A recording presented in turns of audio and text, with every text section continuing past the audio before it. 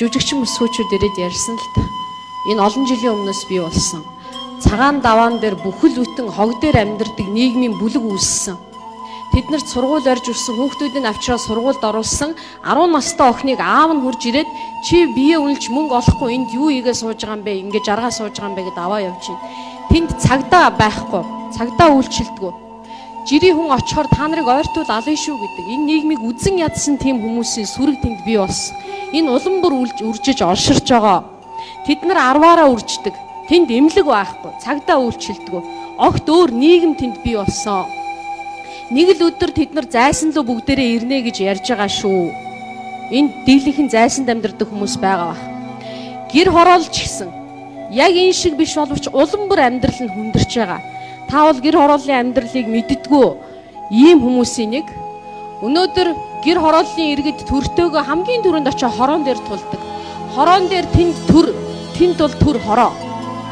Тэнд хороон дарга ямар ч ирэх мэдл байхгүй. 3 сард нэг бодол бичгийн цааснаас өөр ирэх мэдлгүй. Ямар ч иргэний асуудлыг шийдэж чадахгүй. Харин тэнд иргэдийн асуудлыг Аадра, Дэлхийн зүн, Христийн сүм шийдэж байгаа. Өнөөдөр 600 буддийн сүм байхад 7000 Христийн янз бүрийн урсгалын сүмүүд байгаа. Өдөр болгон нэг хүн амиа хорлож байна Монголд. Бид нар ийм нийгэм байгуулсан шүү. Бид ч гэж та нар. Тэгэхээр одоо энийгээ бүгдээрээ янзалж, цэгцэлж, үндсэн хууль руугаа орохгүй бол болохгүй. Та бол амьдралаас тасарсан хүн. Баруун дөрвөн замаас зүүн дөрвөн зам, зайсан толгоогоос төрийн ордон хүртэл энэ одоо маршрутад амьдарсан олон хүн энд байгаа. Дэндүү амьдралаас тасарсан шүү. Яг энэ амьдралаас тасарсан хүмүүс 100 жил бүгдээрээ идэх хөрөнгийг өнөөдөр хувааж өгөөд хувааж идээд ингээд дуусж байгаа. Энгийн сайхан бүгдээрээ 3 саяулаа энгийн сайхан амьдарч болох боломж монголчуудад байгаа. Гарц байгаа. Бүх шийдэл бүх гарц явж үндсэн хууль руу очтгоо. Бүгдээрээ одоо зовлонтойгоо зоригтойгоор нүүр тулъя. Иннээс бултах арга байхгүй. 7 нэмэлт өөрчлөлт энийг бүрэн шийдэж чадахгүй. Ягаад гэвэл тэр бас л зовлонгоос үүдсэн асуудал шийдэж чадахгүй болохоор л өөрчлөлт оруулсан ийм нэмэлт өөрчлөлт. Өнөөдөр уншсан номноосоо биш, харсан үзсэн зугаалсан орноосоо биш, бодит амьдралаасаа туулсан замаасаа түүхээсээ гарцаа хайж бүгдээрээ бусдын туршлагаар баяжуул шинэ үндсэн хуулиа өөрчлөх ийм цаг болсон.